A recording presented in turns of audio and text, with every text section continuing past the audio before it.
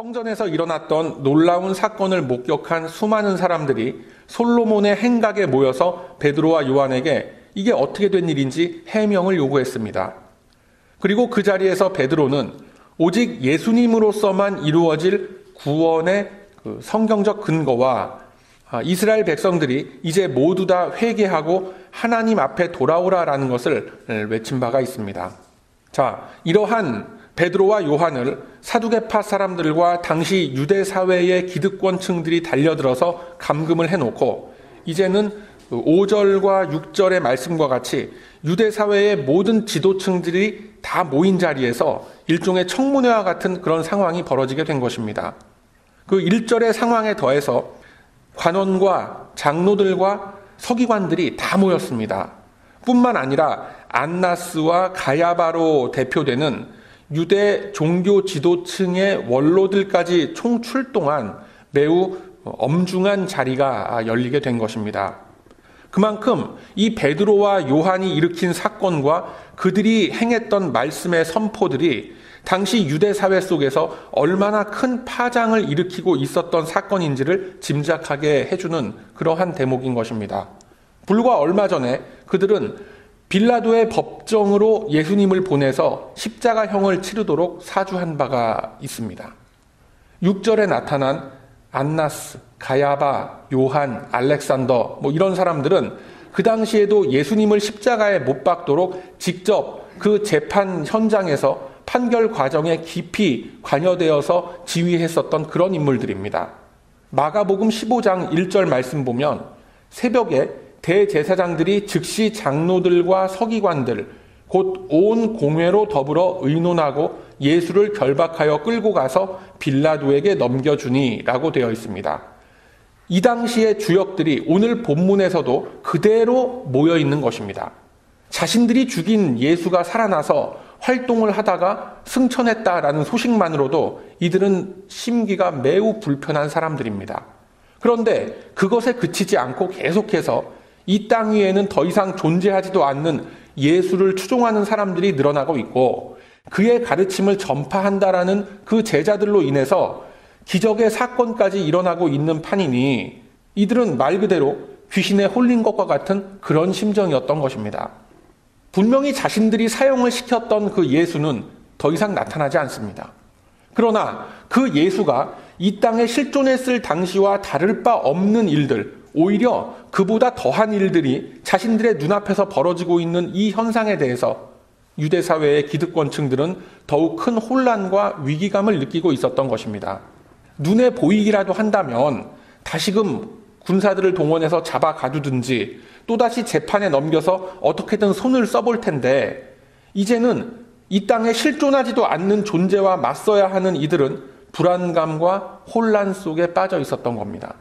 자, 본문 7절의 말씀과 같이 그들은 이제 청문회를 시작합니다. 도대체 누구의 이름으로 무슨 능력으로 너희들이 이러한 일들을 행했단 말이냐라고 묻습니다. 이에 대해서 베드로가 대답할 때에 성령이 충만했다라고 합니다. 즉 예수 그리스도의 영이 실제로 베드로에게 강하게 임한 것입니다. 그렇게 되면 베드로가 무슨 대답을 하건 간에 이제 그것은 예수님의 직접적인 대답이 된다라는 것을 여러분 꼭 기억하시길 바랍니다. 어떻게요? 성령께서 베드로의 마음과 그의 입술을 주관하고 계시기 때문에 그렇습니다. 유대인들이 던졌던 질문은 어떻게 병자를 낫게 한 것인가 라는 것에 있었는데 그 대답은 그 질문에 개의치 않고 필요한 것들, 필요한 복음의 내용을 말씀하고 있습니다. 어떻게 보면 이 베드로의 대답은 동문서답하는 것과도 같습니다. 그런데 이 베드로의 대답이 항상 이런 패턴입니다. 마치 고장난 CD 플레이어와도 같습니다. 플레이를 눌러도 항상 똑같은 대목의 그 노래 부분만 무한 반복되고 있는 거랑 똑같은 겁니다. 지금쯤이면 저와 여러분이 베드로가 이제껏 사도행전에서 행했던 설교들을 다 외울 정도가 된 것 같습니다. 다 외우시지 않습니까, 여러분? 한번 생각나는 대로 한번 말해 보십시오. 여러분이 죽인 예수를 하나님이 살리셨고 그를 주와 그리스도가 되게 하셨습니다. 우리는 바로 이 일의 증인이 됩니다. 라는 것이 베드로의 설교의 주요 내용입니다. 십자가에 죽으시고 다시 살아나신 예수가 왕이 되고 통치자가 되고 지배자가 되어서 그리스도, 즉 구세주가 되십니다. 그 예수께서 이제 여러분도 다 구원하셨으니 어서 회개함의 자리에 나아오시오 라는 그 내용이 상황에 따라서 약간의 변화가 있지만 거의 똑같은 이야기입니다. 오늘은 베드로가 뭐라고 표현을 하느냐면 11절의 말씀과도 같이 예수는 너희 건축자들의 버린 돌로서 집 모퉁이의 머릿돌이 되었느니라 라고 합니다. 다시금 이 베드로의 답변을 다 정리를 해서 보면 베드로는 그 질문의 방향을 아예 돌려버린 겁니다. 뭐라고 베드로가 이야기를 하느냐면 이 병자에게 행한 착한 일에 대해서 이 사람이 어떻게 구원을 얻었느냐라고 묻는다면 내가 이렇게 얘기합니다 라고 대답을 하고 있죠. 본래 질문은 뭐였습니까? 어떻게 이 병자를 낫게 했느냐라는 육신의 장애 극복에 대한 질문이었는데 주님은 영적인 차원에서 답변을 하도록 하시는 겁니다. 그 안진뱅이가 일어서고 안 일어서고는 하늘나라의 관점으로는 그것만으로는 크고 우선되는 그런 사건이 아니었습니다. 가시적인 측면에서는 분명히 40년 동안 안진뱅이였던 사람이 자리를 털고 일어난 사건이었지만 이 사건을 통해서 하나님이 말씀하시는 본질은 영혼의 구원과 회복이 예수 그리스도의 이름으로써 이루어질 것이다 라는 것을 보여주는 것입니다. 즉 안진뱅이의 영혼이 깨어난 것에 이 답변의 핵심이 있는 거예요.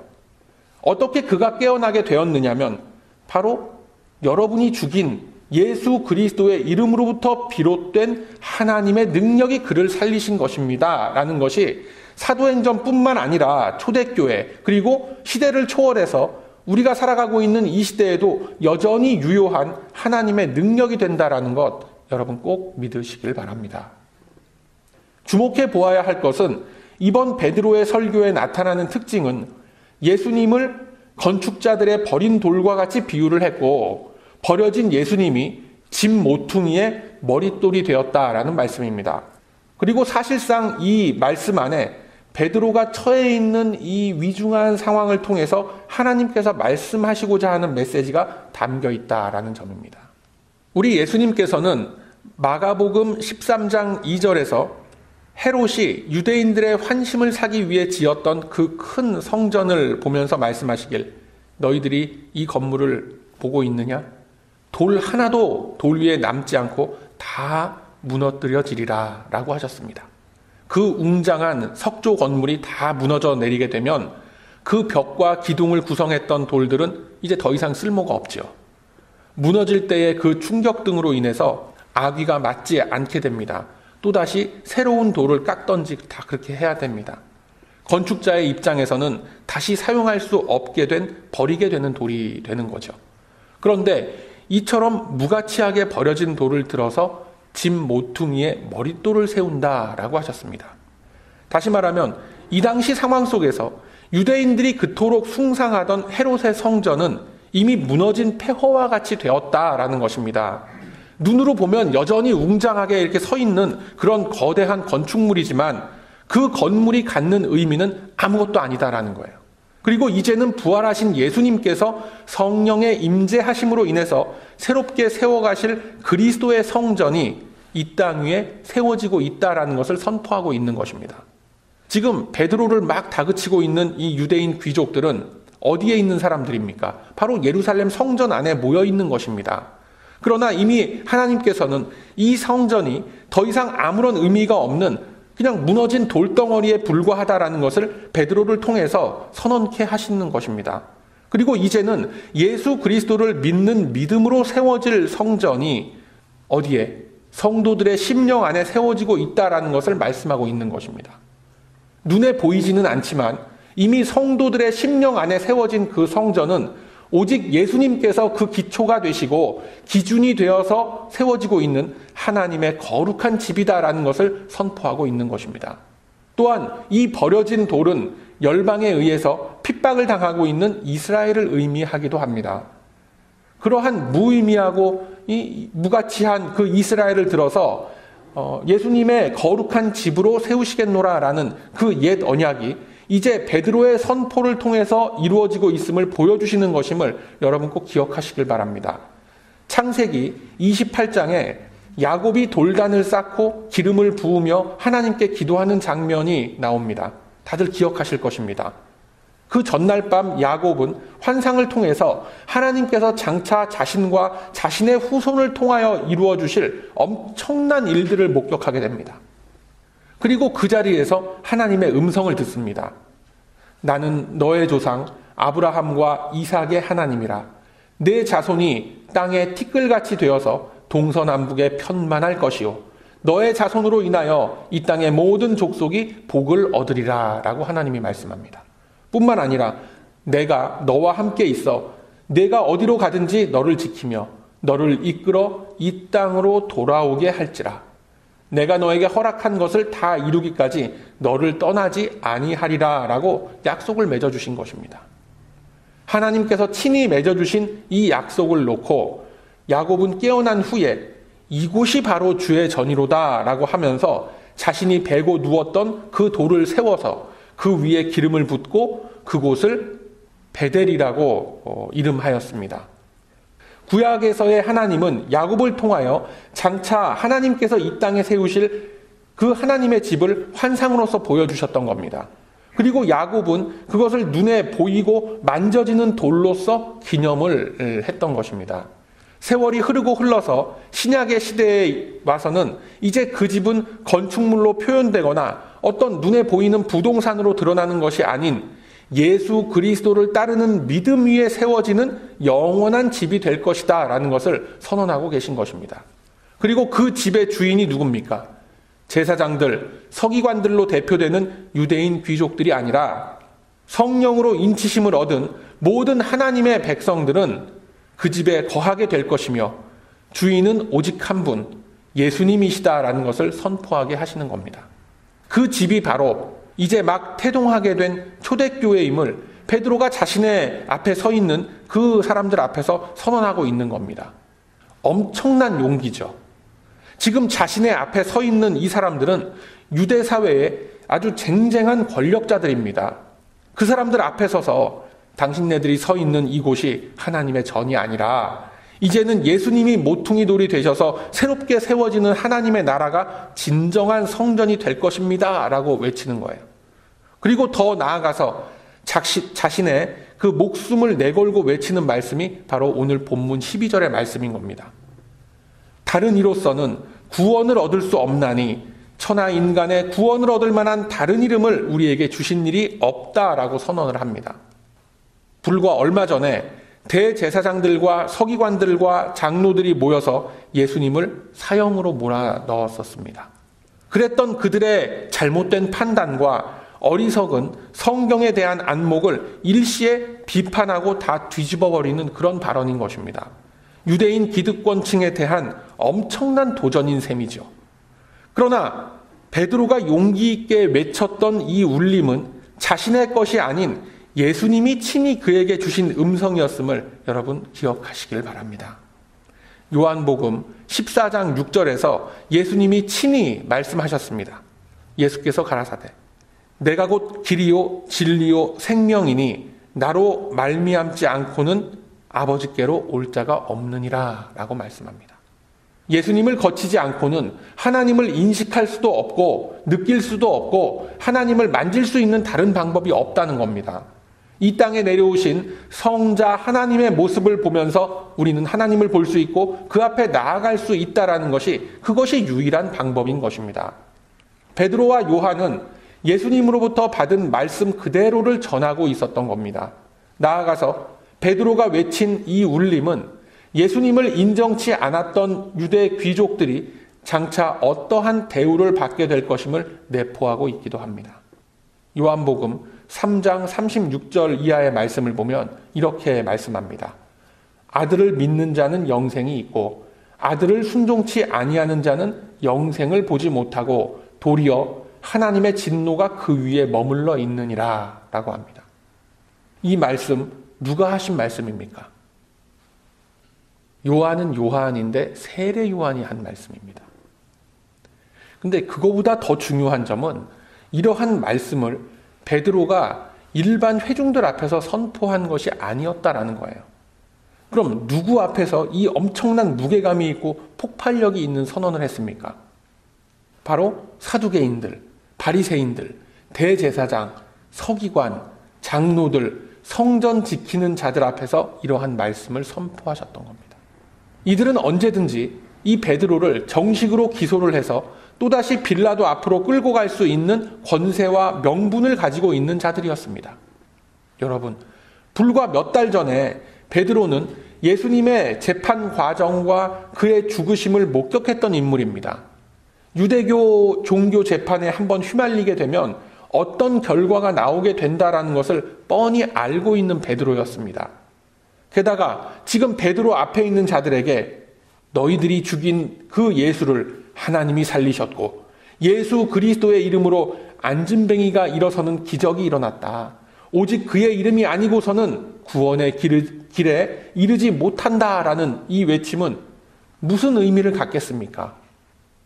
유대인 귀족들의 지위와 권세와 자존심과 그들이 가지고 있던 모든 질서 체계를 단번에 허물어버리는 폭탄 선언인 것입니다. 그리고 듣는 사람에 따라서는 나 역시 예수님처럼 십자가에 매달아 죽여주시오라는 의미로 들릴 수도 있는 겁니다. 이 위험한 발언이 다른 누구도 아닌 예수님을 3번 부인한 베드로의 입에서 나온 것입니다. 베드로가 어떤 심정이었겠습니까? 더 이상 어떤 고난과 죽음마저도 이제는 내가 받은 이 은혜와 진리에 대한 확신을 꺾지 못한다라는 굳은 믿음과 결단이 있기 때문에 가능한 줄로 믿으시길 바랍니다. 그 확신과 믿음 없이 어떻게 대제사장들과 서기관들 앞에서 이런 말씀을 선포할 수 있었겠습니까? 오직 예수의 이름 밖에는 구원에 이르를 다른 이름은 없는 겁니다. 이것이 어떠한 상황과 처지 속에서도 변함이 없는 진리입니다. 하나님은 이 진리를 우리들에게 성경의 말씀과 이스라엘의 역사를 통해서 보여주셨고 이 진리가 깨달아지도록 지금 이 순간에도 성령의 일하심을 통해서 하나님 백성들의 마음속에 삶 속에 역사하고 계신 것입니다. 그렇다면 도대체 예수의 이름이 갖는 정확한 의미가 뭐냐? 그런 의문이 들게 되죠. 예수라는 이름 자체가 어떤 주문이나 어떤 부적도 아니고 그의 이름이 이스라엘의 역사 속에서 어떤 식으로 드러났단 말인가라는 의문이 들게 되죠. 막상 예수님의 이름은 구약 성경에 직접적으로 등장한 바가 없습니다. 항상 비유와 은유법을 통해서 예수님의 흔적을 희미하게 비추어 주셨던 겁니다. 그러나 방금 말씀드린 것과 같이 예수님의 이름과 그의 역할과 그의 권세는 구약 성경 내내 이스라엘 백성들과 함께 있었습니다. 때로는 환상으로 직접 모습을 나타내 보여주셨고 때로는 나그네의 모습으로 때로는 천사의 모습으로 때로는 부르심을 입고 세워진 이스라엘 지도자들의 모습 속에서 그리고 때로는 선지자들의 말씀을 통해서 그의 모습을 보여주셨던 겁니다. 그리고 지금 이 시대에는 말씀의 선포와 말씀의 묵상을 타고 일하시는 성령님을 통해서 우리들이 예수님의 능력과 그분이 일하시는 모습을 볼 수가 있는 겁니다. 이것은 영적으로도 느낄 수 있는 것이고 실제 우리의 눈으로도 볼 수 있는 것입니다. 어떻게 해요? 수고하고 헌신하고 희생하는 이 지체들의 모습 속에서 우리는 예수님의 모습을 그대로 볼 수 있는 것입니다. 우리 눈에 다 보이는 것들이잖아요. 성도라고 하는 존재는 이러한 하나님을 만난 존재들인 것입니다. 어떤 경로와 방법을 통해서 우리네 인생 속에 들어와 역사하시는 하나님의 손길과 그분의 모습을 다 깨달은 사람들입니다.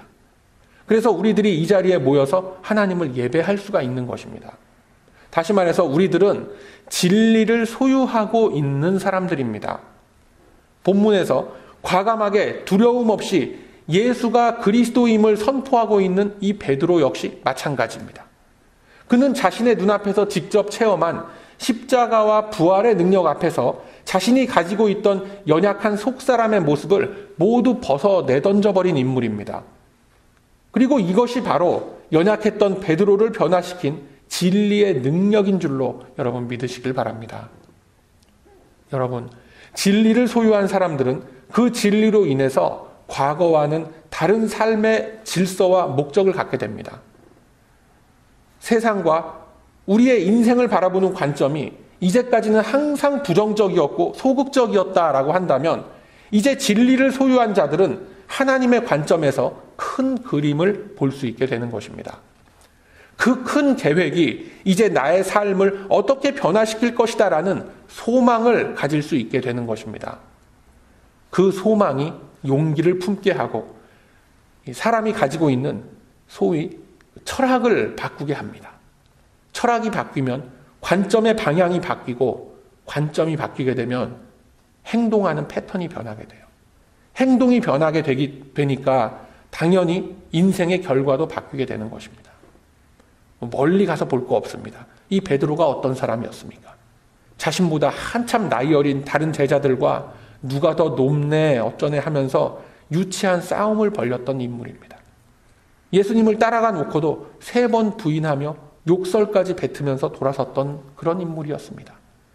그런데 그러한 베드로지만 성령의 충만함을 받게 되니까 사람이 변하는 겁니다. 베드로가 지금 이 유대인들 앞에서 예수님의 재판이 생각이 났겠습니까? 안 났겠습니까? 불과 몇 달 전의 일인데 당연히 생각이 나죠. 예수님이 얼마나 억울한 재판을 당했고 얼마나 치욕스러운 모습으로 고통을 당하셨는지 다 지켜봤던 베드로였습니다. 그가 이제 조금이라도 무섭거나 거리끼는 마음이 있었다면 오늘 본문 10절에서 12절에 이르는 이런 말씀은 그의 입에서 나올 수가 없는 겁니다. 누구의 권세와 누구의 이름으로 이 같은 일을 행했는가? 라고 물었을 때 어떻게 대답했을 것 같습니까? 그저 제가 오늘 좀 일진이 좋아서 뭐가 좀 운빨이 좀 맞아갖고 그래도 어떻게 이렇게 뭐가 이렇게 된 것 같습니다. 별거 아닙니다. 이렇게 노엽게 생각하지 마십시오. 저 그냥 아무것도 아닌 사람입니다. 이렇게 꼬랑지 싹 내리고 도망쳤을 겁니다. 여러분, 그렇지만 베드로가 이렇게 용기를 낼 수 있었던 근거를 놓고 성경은 어떻게 말씀하시냐면 성령이 충만했다라고 합니다. 베드로가 성령이 충만했다면 우리들도 성령이 충만할 수가 있는 겁니다. 베드로가 자신의 목숨을 내걸고 유대인 귀족들 앞에서 그 진리를 선포했다면 우리들도 할 수 있는 것입니다. 내 삶의 현장 속에서 우리가 만나는 모든 사람들 앞에서 두려움과 창피함을 내려놓고 얼마든지 우리들도 이 확신을 가지고 선포할 수 있고 증거할 수가 있습니다. 그런데 오늘 본문을 보면 확신과 용기를 가지고 베드로가 이 말씀 선포했다고 해서 그 유대인들이 변합니까? 아니죠. 왜요? 아직 은혜를 입지 못한 자에게 진리라는 것은 항상 거슬리게 되는 겁니다. 항상 껄끄럽고 불편한 것이며 받아들이기 힘든 것입니다. 그래서 진리입니다. 그렇다고 해서 이 진리를 변화시키거나 적당히 타협할 수 있습니까? 절대로 그렇지가 않습니다. 진리라는 것은 그 자체로서 권위와 힘을 갖습니다. 진리는 그 자체로서 절대적인 기준이 되고 배타성을 갖고 비타협성을 갖습니다. 내 맘에 들고 안 들고 한다고 해서 변경할 수 있는 성질의 것이 아닙니다. 여러분, 예를 들어서 5 곱하기 5가 뭡니까? 5 곱하기 5는 25죠. 그런데 내 맘에 안 든다고 해서 25라는 숫자가 내 맘에 안 든다고 해서 5 곱하기 5는 27로 나는 그렇게 하겠습니다. 라고 할 수 있습니까? 그럴 수가 없죠. 진실은 변하지가 않는 거예요. 한번 예를 들어서 생각해 보십시오. 이 큰 벽에다가 주먹만한 물방울 다이아몬드를 촘촘하게 박아서 글씨를 써놓는 겁니다. 5 곱하기 5는 27. 맞습니까? 틀리죠. 제 아무리 다이아몬드로 글자를 써놓은들 그 내용은 틀린 겁니다. 물론 그 다이아몬드의 값어치는 당연히 탐이 나고 그건 다 인정하는 거죠. 다이아몬드로 써놨다고 해서 금딱지를 그 위에다 입혀놨다고 해서 5 곱하기 5가 27이 되는 것이 아닙니다. 그런데 우리들이 현대 사회 속에서 이 같은 오류를 그대로 범하고 있더라라는 겁니다. 뭔가 보기가 좋고 듣기 좋은 이론이나 뭐 귀에 좀 도움이 되는 것 같은 말들은 그럴듯하다라고 인정을 하고 받아들입니다. 그것을 뭐라고 얘기하냐면 합리적이다라는 말로 포장을 해서 받아들이고 있는 거예요. 진리냐 아니냐는 따지지 않습니다. 합리적이고 make sense가 된다라고 하면 그냥 받아들이는 거예요. 그런데 진리는 그냥 듣고 흘려보내거나 아예 들으려고도 하질 않습니다. 그렇게 되면 우리가 들게 되는 생각이 뭐예요? 아니 그렇다면 진리를 다이아몬드로 써서 이렇게 새겨놓으면 될 거 아닌가라고 할 수가 있습니다. 그렇죠. 진리가 아닌 것을 다이아몬드로 새겨놨는데 사람들이 혹한다면 진리를 다이아몬드로 새겨놓으면 당연히 혹할 거 아닙니까? 바로 그런 이유로서 우리 하나님께서는 이미 당신의 독생자를 십자가에 희생시키시는 무엇과도 어떤 가치 질서와도 맞바꿀 수 없는 아름다운 희생과 언약의 성취와 구원의 문을 우리에게 열어놓으신 것입니다. 그런데 이것이 그렇게 다이아몬드처럼 귀하게 느껴지지가 않아요. 왜요? 우리의 영혼이 잠들어 있고 눈이 감겨 있는데 다이아몬드건 금이건 다 소용이 없는 겁니다. 몽롱한 꿈속에서 어른어른거리는 것들이 더 값지고 귀하게 여겨지는 겁니다. 그러나 여러분, 그러한 것들은 꿈 깨고 나면 아무 소용이 없는 것입니다. 허황된 꿈을 쫓지 마시고 진리의 실체를 쫓으시길 바랍니다. 사랑하는 우리 베다니 가족 여러분, 오직 예수의 이름과 그의 이름이 갖는 하나님의 언약 성취, 그로 인한 복음의 능력이 저와 여러분의 삶을 변화시킬 줄로 믿습니다. 하나님이 우리에게 주신 진리의 이름, 예수 그리스도로 맺어진 하나님의 언약은 이 시간 우리가 살아가고 있는 인생의 공간 속에서도 동일한 능력의 역사를 이루어 내실 것입니다. 진리이신 예수 그리스도의 마음과 그의 삶을 언제나 우리의 마음속에 새기시길 바랍니다. 그럴 때에 우리들도 용기를 가지고 내 삶의 현장 속에서 예수님의 이름으로 생각할 수 있고 행동할 수가 있게 되는 겁니다. 누구처럼요? 베드로처럼. 예수의 이름으로 생각하고 행동한다라는 것이 그냥 노상 입에다 주여 주여 이렇게 달고 다니라는 것이 아닙니다. 실제 삶 속에서 나의 행동 속에서 주님의 모습을 보여내시길 바랍니다. 나의 존재로 인하여서 주님의 모습이 드러나고 주님의 성품과 주님의 형상이 드러나야 할 줄로 믿습니다. 여러분, 우리들이 살고 있는 이 웨스터민스터 가든그로브 이 주변에 보면 타인종들도 참 많이 살죠. 제가 가끔 이 가든그로브 길에 있는 가든그로브 마켓들 주변에 이렇게 다니다 보면 누구를 많이 만나냐면 베트남 승려들과 참 많이 만납니다. 베트남 중들하고 많이 마주치게 돼요. 그런데 제가 그런 장면들을 옆에서 이렇게 살펴보면 많은 사람들이 특히 교인들로 추정되는 그 다수의 분들이 그 사람들이 지나가면 어떻게 하느냐면 얼굴색이 싹 변하면서 아주 눈에서 레이저를 막 쏘는 그런 모습을 제가 많이 봤습니다. 여러분, 그러지 마세요. 그것은 절대적인 진리를 품은 성도가 할 수 있는 행동이 아닌 거예요. 그냥 불쌍하고 측은한 마음으로 친절하게 대해주면 되는 겁니다. 카트를 무겁게 끌고 가면 그거 좀 도와주면 되는 거고, 뭐 흘린 물건 있으면 그거 이렇게 주워서 가져다 주고 잘 가라고 그렇게 하면 되는 겁니다. 여러분, 우리들은 가장 귀하고 가장 권위 있는 진리를 가지고 있는 사람들입니다. 예수 그리스도의 이름을 구세주로 영접할 수 있다는 것은 아무나 할 수 있는 것이 아닙니다. 하나님의 은혜를 받은 사람들만 할 수 있는 겁니다. 그렇다면 거기에 맞는 품격과 신앙의 인격을 갖춰야 하는 겁니다. 가장 귀한 이름을, 가장 귀한 진리를 품고 있는데 우리들이 수준 낮은 생각과 수준 낮은 행동을 하면 그거 어떻게 되겠습니까? 진리를 품은 자들답게 거룩하고 경건한 모습으로 저와 여러분 앞에 주어진 삶의 현장 속으로 들어가시길 바랍니다. 진리의 능력은 베드로를 변화시킨 것과 같이 저와 여러분을 거룩한 성도의 반열에 어울리는 존재들로서 빚어 가실 것입니다. 그 확신과 믿음을 가지시고 이제 우리 앞에 펼쳐지게 될 여러 가지 고난과 고통들, 그리고 이 현대사회가 주는 여러 시험들을 맞서 싸워 이겨내시길 바랍니다. 예수 그리스도의 능력은 믿음의 확신을 갖고 당당히 나아가는 저와 여러분의 앞길 위에 반드시 함께 할 것입니다.